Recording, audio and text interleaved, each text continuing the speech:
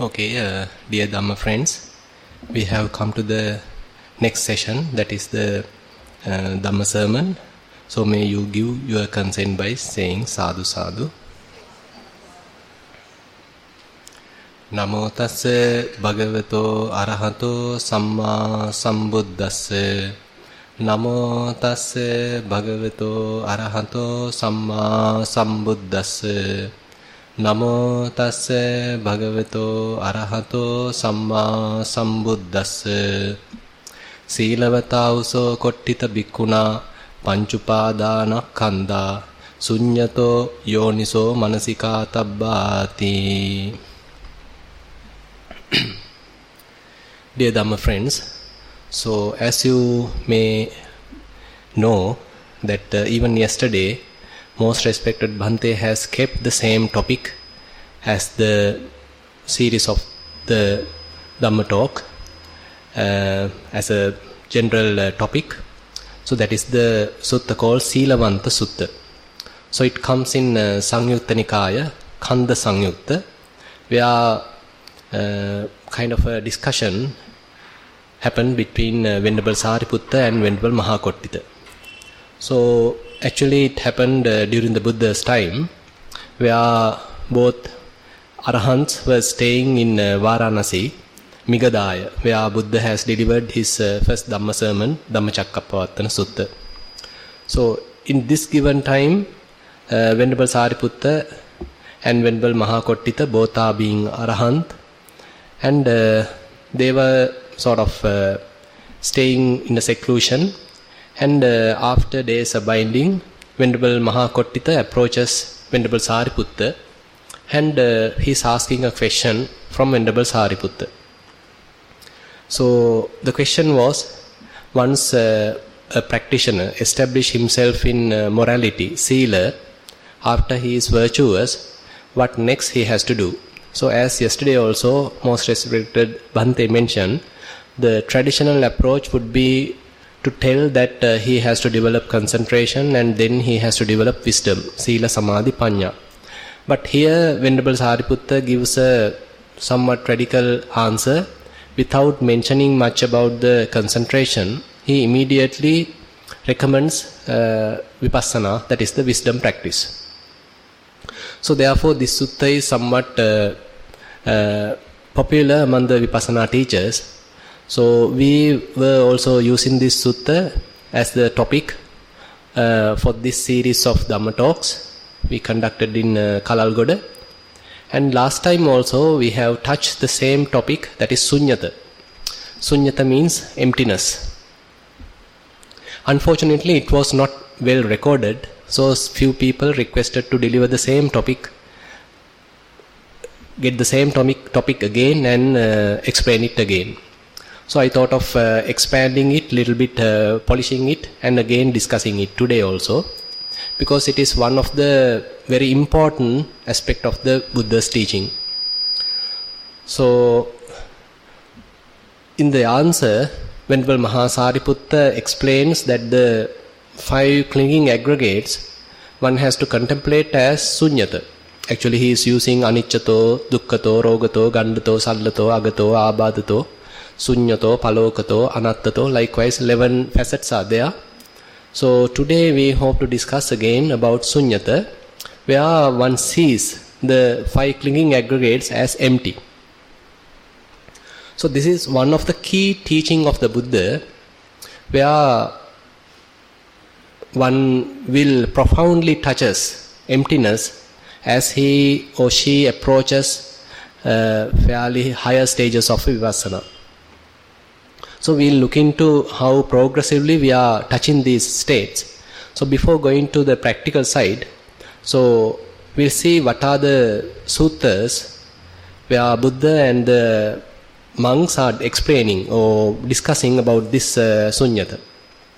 There's a beautiful sutta you can come across in Sutta Nipata in Kuddaka Nikaya. It's called Mogaraja Sutta, or Venerable Mogaraja's questions. One of the venerables called Mogaraja approaches Buddha and asks a beautiful question.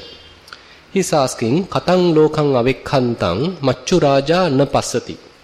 So he wants to transcend death. And on the other hand, he wants to live in a way where he won't be traced, he won't be caught by the Mara, the evil one. So it's a beautiful question that he wants to live in a way where he is not being caught by the Mara. So how, on the other hand, we can interpret it like how he can transcend death. So Buddha answers this question using various series of verses.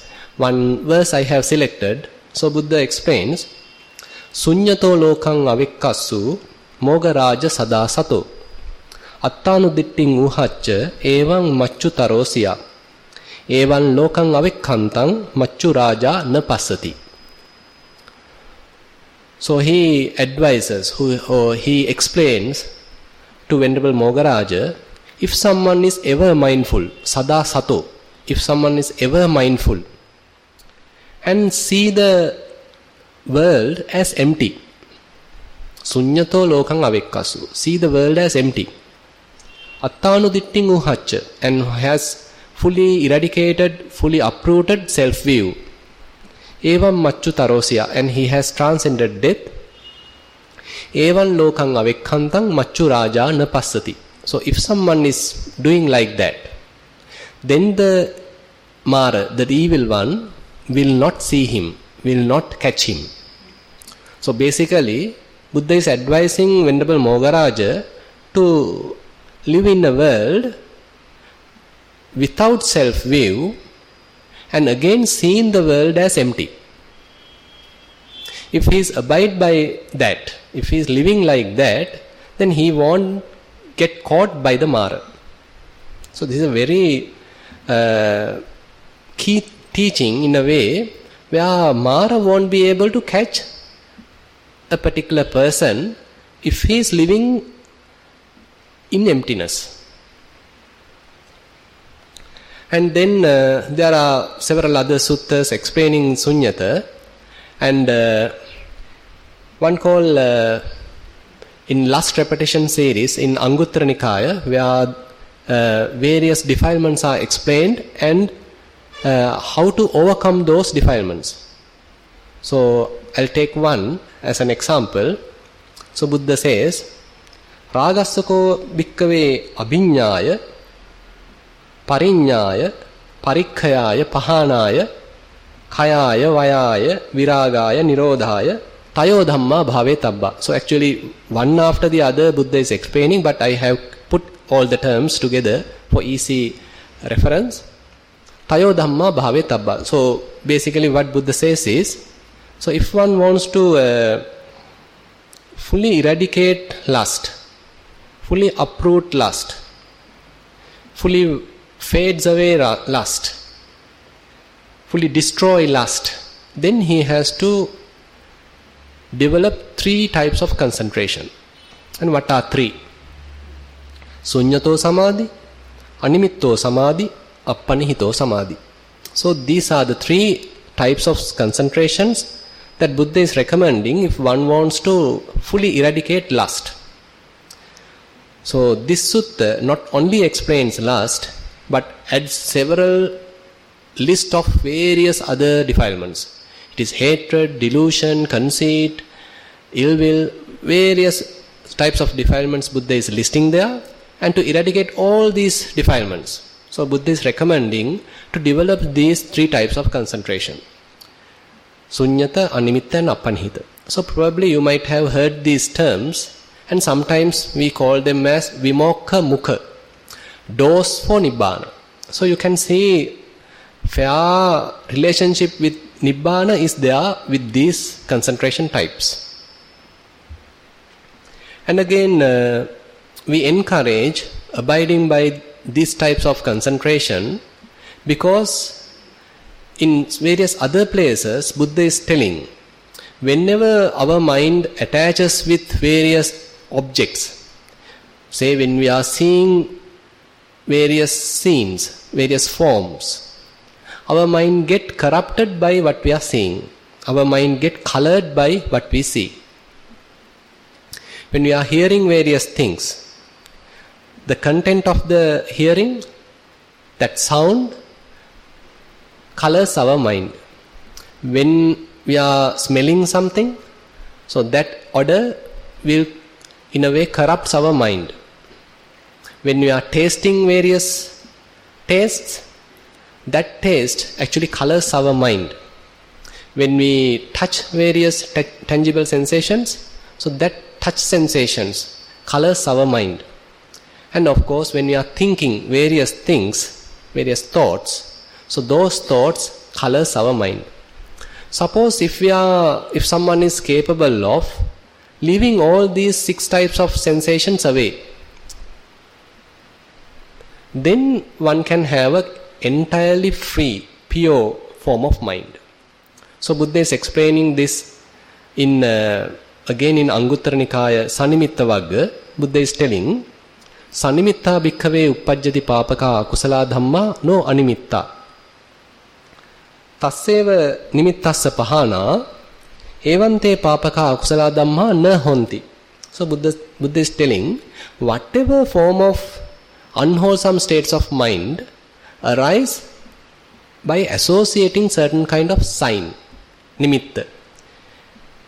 And if such signs are no more, if someone is able to uproot all such signs, if one can maintain a mind free from signs, then the possibility of arising unwholesome states is no more. It's not possible to arise any unwholesome state of mind. So we can understand, so all types of defilements are associating some kind of sign. So if we can maintain somehow, if we can achieve some kind of state of mind which is free from signs, then that indicates our mind is totally free, totally defilementless, fully pure state of mind. Similarly, Buddha explains, Sanarammana bhikkhave uppajjati papaka akusala dhamma no anarammana. So all the unwholesome states of mind arise by taking an object. But if one can achieve a state of mind which does not associate an object, then it is entirely free from defilements. So you can understand even rationally. So Buddha is explaining, if one can achieve somehow a signless state of mind, objectless state of mind, so that indicates that state of mind is completely free from defilements. So entirely frictionless. So therefore this state of sunyata or animitta or appanihita, sunyata translated as emptiness, animitta translated as signless, and appanihita translated as wishless. So these are fairly advanced states of vipassana meditation, and in a way we can tell that these are the most powerful weapons that one ultimately use in his path to liberation. That's why they are called as vimokka mukha, as the doors for the liberation. Before one achieves liberation, so he may enter through these various types of doors to the liberation. So there are several other suttas beautifully explains this very topic. So in Majjhima Nikaya, there's one sutta called Chula Sunyata Sutta, which explains what is the kind of approach that we have to take.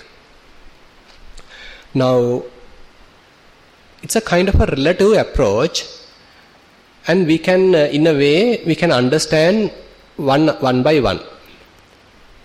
Now, when you are coming here, when you are staying here, that indicates now you have left your home. You have left where you were.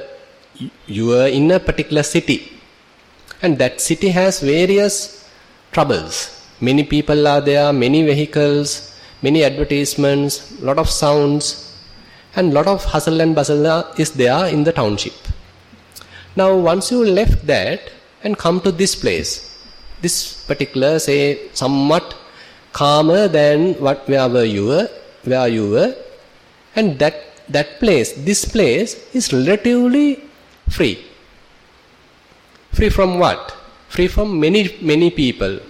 There are drunken people, there are business people, there are sales people, various sounds, and lot of distractions are there where you were, and you came here because it is less distractions, less defiled state you can have here. So comparatively, therefore, you can see just by coming here, you are leaving aside fair amount of distractions, fair amount of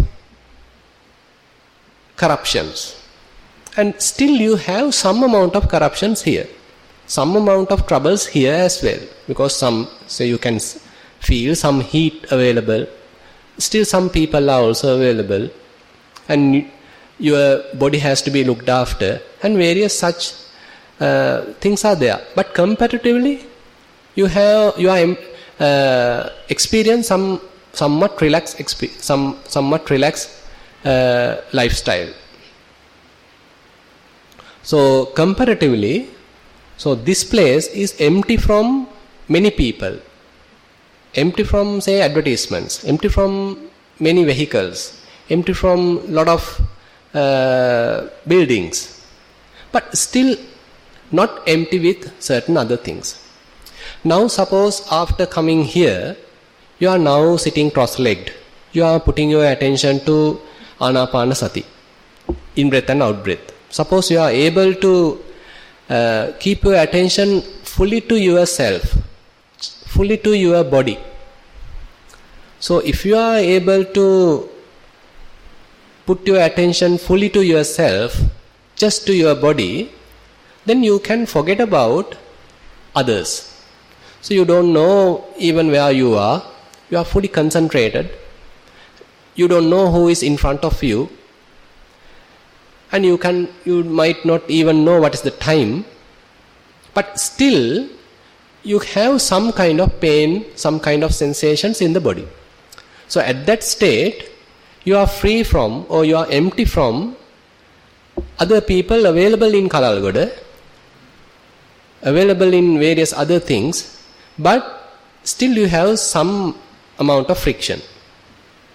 Now suppose you are further reducing the object and you are able to concentrate only on breath. So in breath, out breath, in breath, out breath. So at that time you can understand, so you have fully let go the body and you are only aware about breath. So breath, the perception about the breath is there, but the perceptions about your rest of the body has gone. Now you have less friction. So you have to see the coming gradual letting go, gradual removal of suffering, because now you have less suffering, less defilements, because less objects you are associating.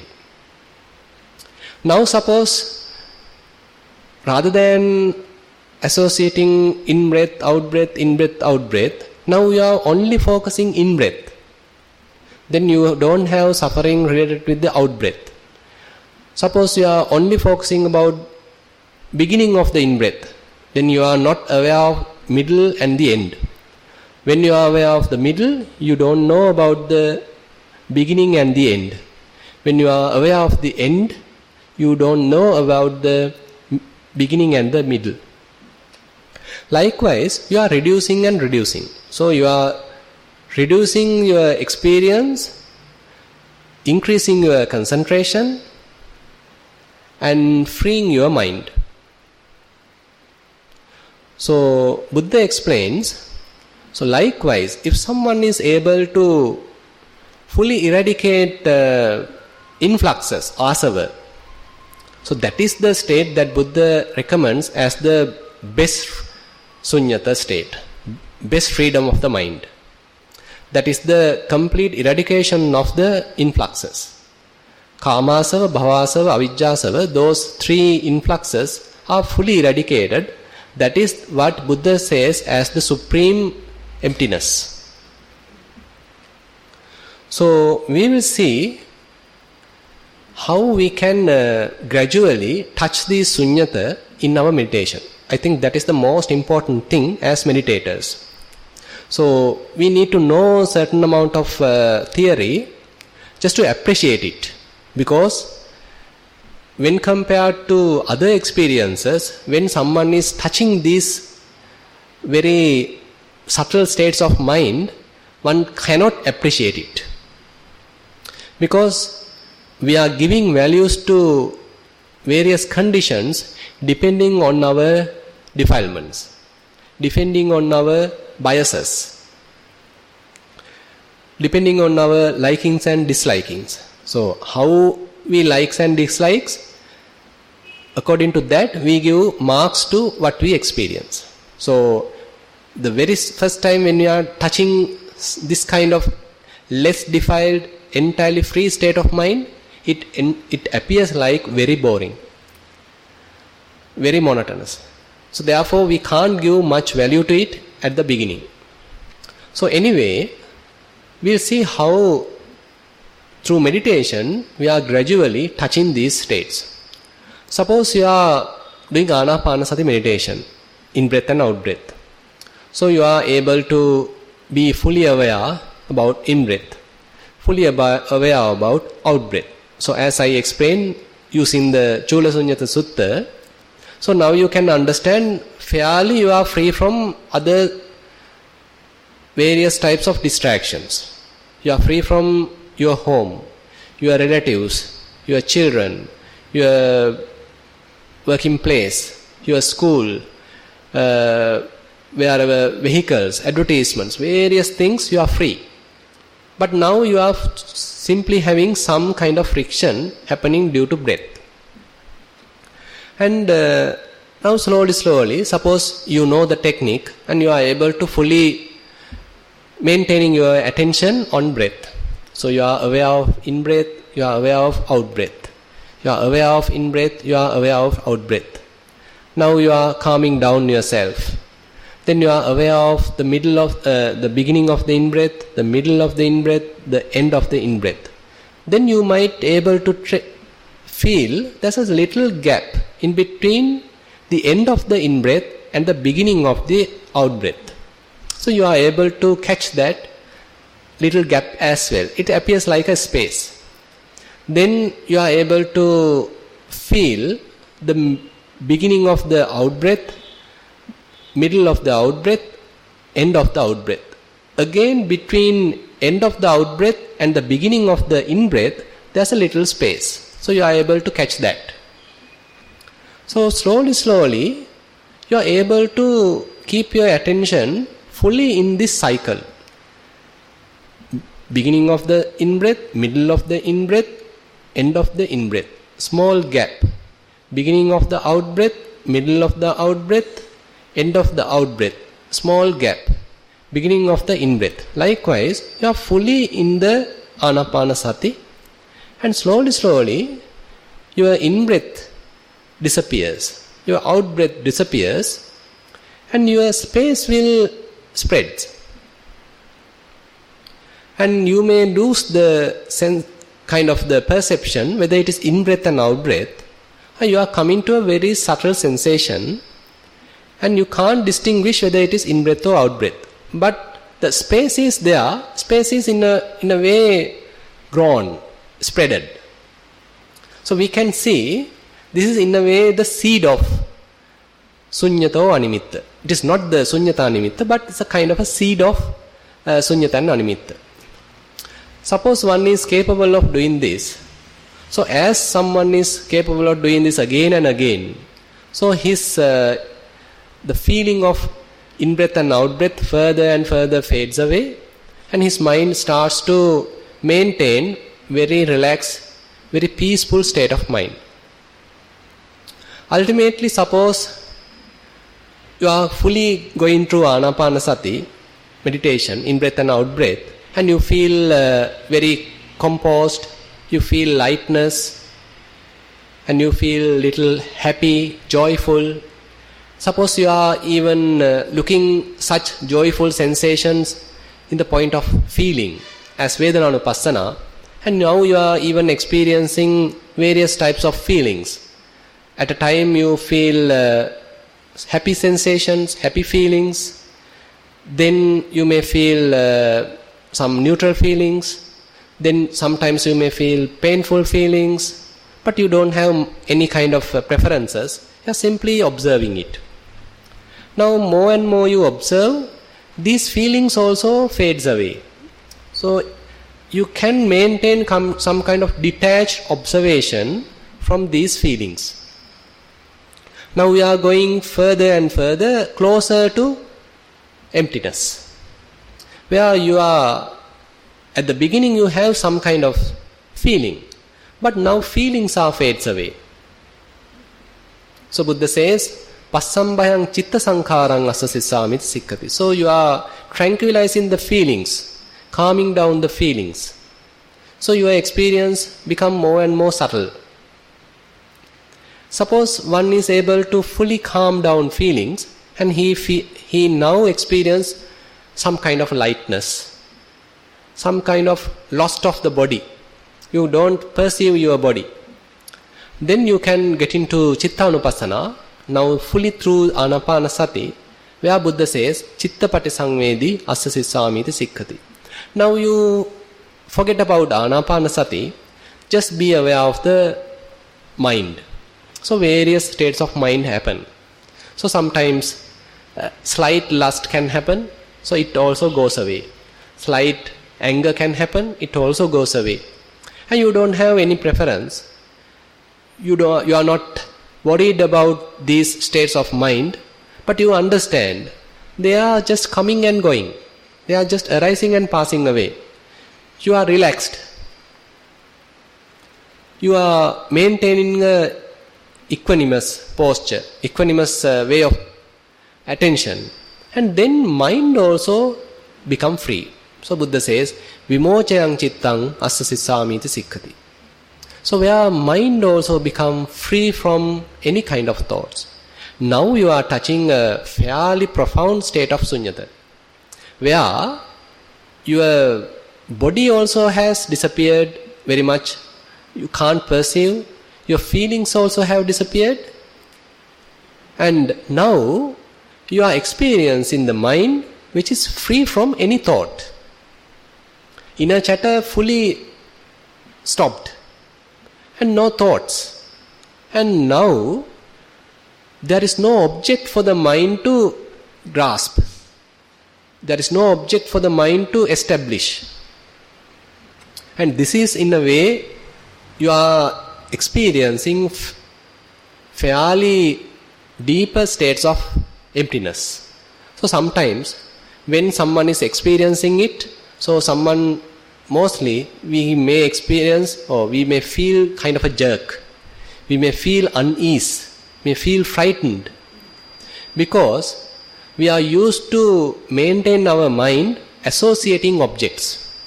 But now we are coming to a state which is free from objects, entirely free from objects.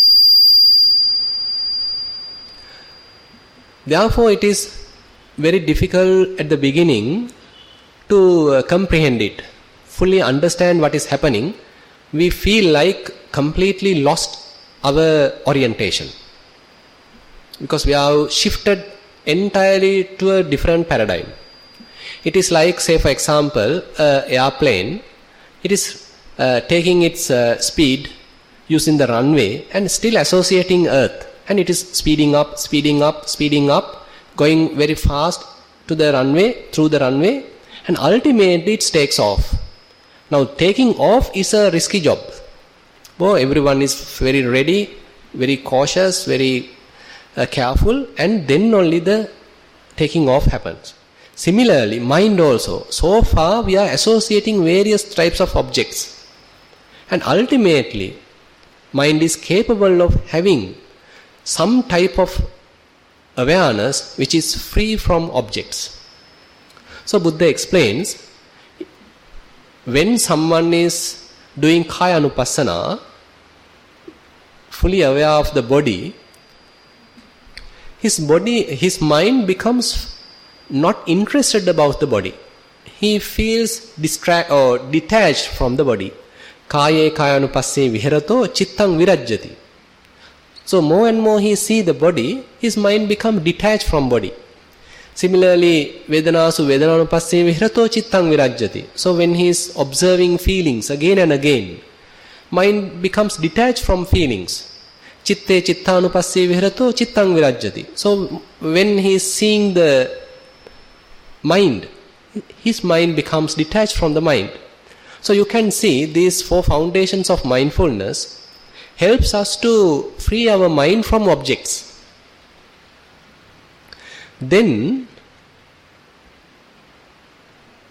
say, Buddha further explains how to make this experience of sunyata abundant.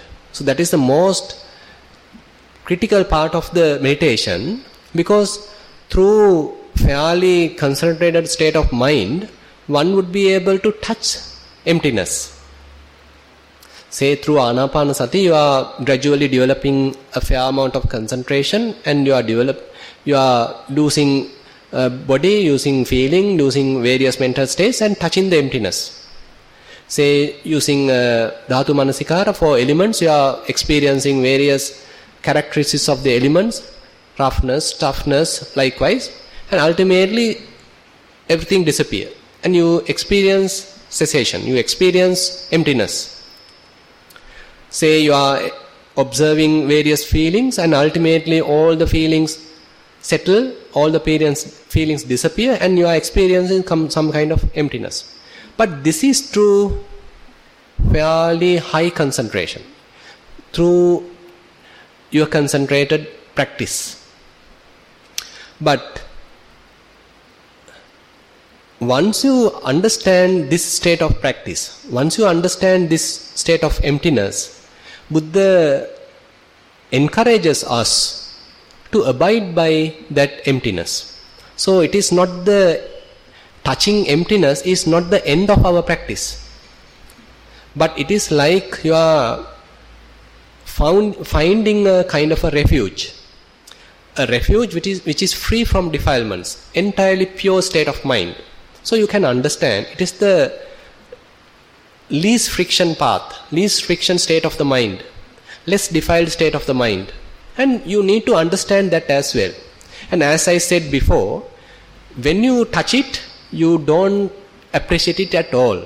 You feel it extremely boring. You feel alienated to that. You feel unoriented there, because the paradigm has shifted. But now, since we touch that at least once, so we encourage to do it again and again, to touch that place again and again, to explore that state of mind again and again. Actually, it is not that we are touching that place outside, but rather we are purifying our own mind, and we are somewhat like taking it up. Or suppose there's a kind of an object which is hidden, there's a kind of a gem which is hidden. So we are removing all the weeds, removing all the dirt, and now we are able to see the gem. Similarly, Buddha says, our original state of mind is entirely free from defilements. Now we are able to touch that original mind, something like that.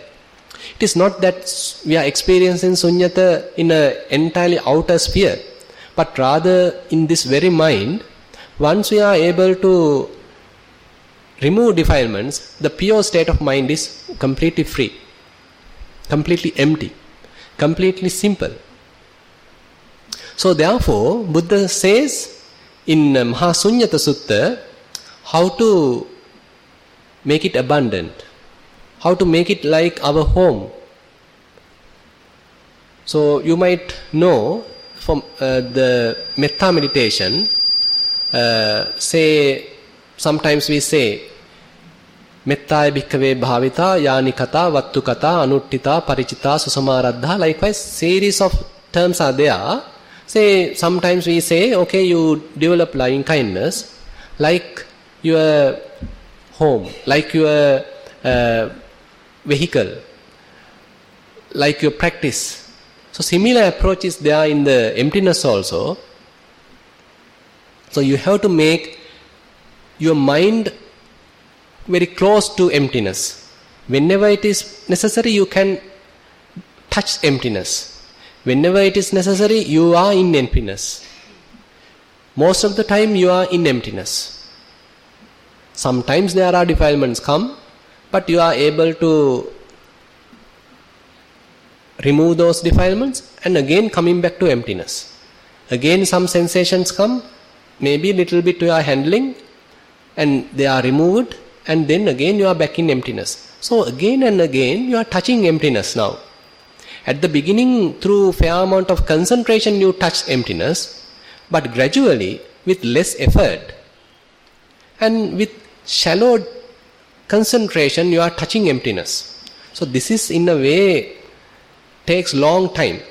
So that's why Buddha says when someone reaches the Bojjhanga levels, one has to have a kind of a relaxed approach to the practice. It is not that in a very tight, very tensed manner one would practice. Rather he is having a very relaxed posture even, very relaxed state of mind. He does not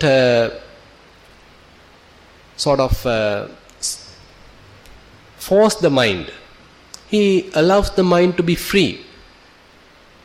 Viveka nissitang, viraga nissitang, nirodha nissitang, vassagga parinami. So Buddha explains.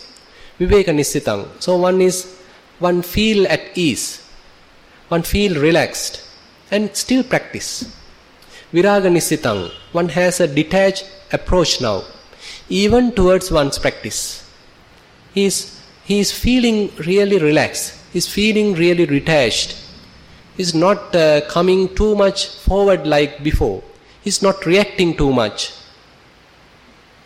Viraga nissitang, nirodha nissitang. So he is touching the cessation. If someone is observing various types of sankhara, the formations, he is not much interested about the arising side, but interested about the ceasing side, the nirodha side, vanishing side.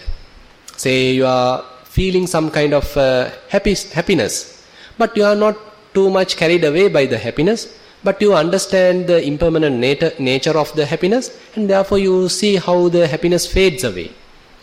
Say painful feeling occurs, so one is experiencing or interested about fading away of the painful feeling. Say a kind of a defilement arises in the mind, one is aware of the fading away of the defilements. So your approach is now taking a different angle, and one is experiencing the fading side, ceasing side, and one is touching the emptiness, keeping the mind empty. Vassagga parinaming, one understand now no point of grasping these things. There is nothing to hold. So it's a practice become more natural. Practice become kind of a letting go, giving up. So things may come again and again because mind is not free from influxes, asava, therefore defilements may arise. But one may not too much troubled by that, because established mindfulness is there. One has some confidence about one's own practice, confidence about the abiding in the emptiness, because once you are able to touch emptiness again, the mind becomes free from defilements. At the moment there may be defilements available, you are experiencing some kind of tension, but once the tension has gone, you are able to touch the emptiness again. So your practice becomes more smooth, practice becomes more relaxed, detached. And likewise, so when one is able to maintain emptiness as one's abiding, one's home, then he is fairly proficient in having emptiness at any given time. He does not need now Anapanasati to touch emptiness. He does not need Vedananupassana to touch emptiness. He does not need Chittanupassana to touch emptiness. But rather when he wishes, he can just be there. Say for example, now when we are going to an art gallery to see say colorful pictures, drawings, then we understand that there are various beautiful sceneries are there, beautifully drawn on a canvas. But all of us are going to see various pictures, various arts. But at the same time, if you are interested, instead of seeing the art, you can see the canvas as well. Because the art appears on a canvas. Without a canvas, you can't draw an art. You can't draw any drawing without a canvas. So similarly, the objects are there and objects are arising and passing away. Background is the emptiness. So it is not that you are creating emptiness or you are trying to make anything artificial. It is the available emptiness one is able to catch or able to touch. Nothing artificially created. Rather, through the practice, we are touching the already available state of mind. So through the vipassana, therefore, we are not conditioning the mind. Rather, we are deconditioning the mind. Our mind is already conditioned by various things. Through our education, through our upbringing, through our culture. So due to various things, mind is already conditioned. Through vipassana, we are slowly deconditioning the mind, de-learning the mind, and again coming back to the original nature, coming back to the very simple state of mind. And that state of mind is empty, free from defilements. So, in this Mahasunyata Sutta, therefore Buddha encourages us to make this emptiness as our place of abiding. And not only that, he is telling, keep your mind free from defilements. And he asks us to check our mind. At each posture, while sitting is my mind free from defilements. While walking is my mind free from defilements.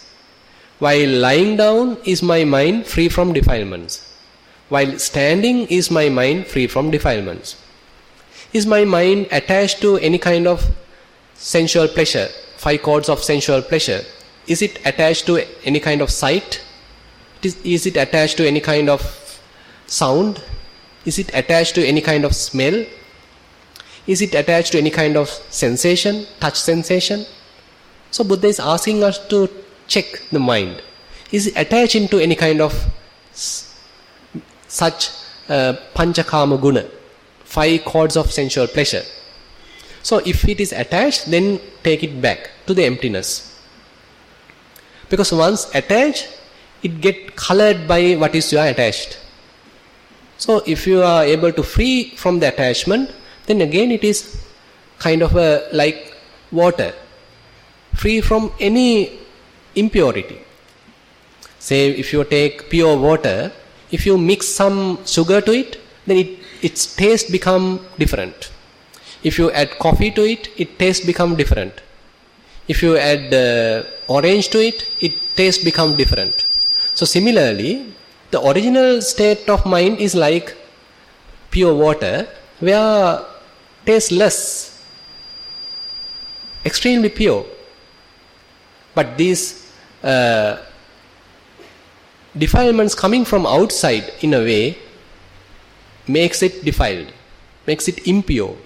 Now we are removing those impurities and again trying to maintain that purity of the mind. And again, there's another beautiful sutta, comes in Majjhima Nikaya, where Venerable Sariputta and Buddha himself is having a small dialogue. So at one time, Venerable Sariputta comes and sees Buddha, and there Buddha is asking from Venerable Sariputta, Sariputta, you appears very beautiful today. your complexion is very profound, very bright. What is the state of mind you are maintaining these days?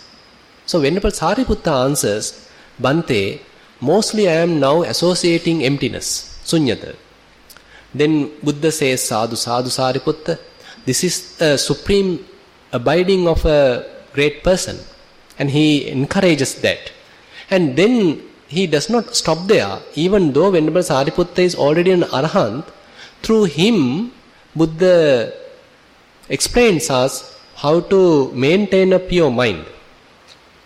And it is called Pindapata Parisuddha Sutta. That means, now you know, monks in the, even today and mostly in the past, they earn their, say, food by going house to house dwelling, house to house begging, Pindapata. And through going through various villages, probably they may encounter various incidents and mind get defiled. So therefore Buddha advises, so when you are going in Pindapata, check whether your mind is free from defilements. When you are taking Pindapata, check your mind whether mind is free from defilements. When you are coming from Pindapata, returning from Pindapata, check your mind whether it is free from defilements. And whether mind is again associating sounds, tastes, touches, forms, likewise the five sensual cords. Is it attached to any kind of such panchakama? If so, just release the mind. Keep an effort always to keep the mind free. Keep the mind empty, spacious. Clarity of the mind has to be maintained.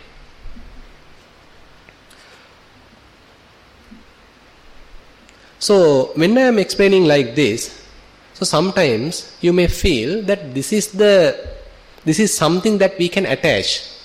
So sometimes when we are experiencing some kind of concentration, it appears very blissful.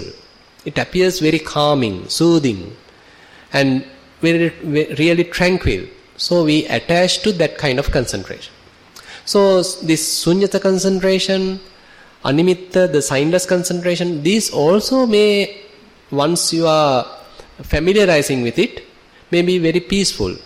Therefore, you might even attach to that. So Buddha, in his teaching, has never given any value to attachment. So therefore, Buddha says, the complete best form of sunyata is in a way, the arahantship. He says that which is entirely free from influxes, asava, kamasava, bhavasava, avijjasava, those have to be eradicated, completely removed. Then only one would be able to abide by the best form of emptiness. So that may be the reason, even after a person become an arahant, still they abide by sunyata and animitta. So it's a beautiful way of practice in a way, because in the practice of the vipassana, at the beginning one consider them as the doors to the nibbana. So one is using them as doors to nibbana. Through those doors, through those avenues, one is reaching nibbana. Nibbana is nothing but entirely free, no defilement state of mind. Ragakkaya, dosakkaya, mohakkaya. Fully lust free, fully anger free or hatred free, fully delusion free state of mind. And even an arahant or even a person after become an arahant, we can see that they abide by sunyata, they abide by animitta. So there are two beautiful verses comes in Dhammapada. So if you check in Arahanta Vagga in Dhammapada, so one verse says like this: Yassasava parikkena aharecha anissito sunyato animitto cha vimukho yassa gocharo akaseva sakuntanang padang tassa durannaya. So in Arahanta Vagga in Dhammapada, so it explains how arahants are dwelling, how they are maintaining their mind. So in this verse it says, Yassasava parikkena. So all the influxes, asavas, are gradually decayed or gradually destroyed. Now it is entirely free from influxes. Aharecha anissito, and they don't much bother about food or any kind of requisites. They don't have any attachment to any kind of requisites because no defilements. Sunyato animittocha vimukko yasa gocharo, and their abiding place, their pasture is sunyata and animitta, emptiness and signless. Akaseva sakuntanang padantassa durannaya. And the state of mind, how they are living, it's very difficult to follow, like the path of the birds in the sky.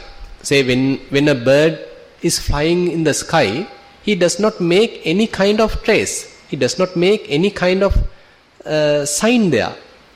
Once he has flown, it has gone. You can't say which path he has taken.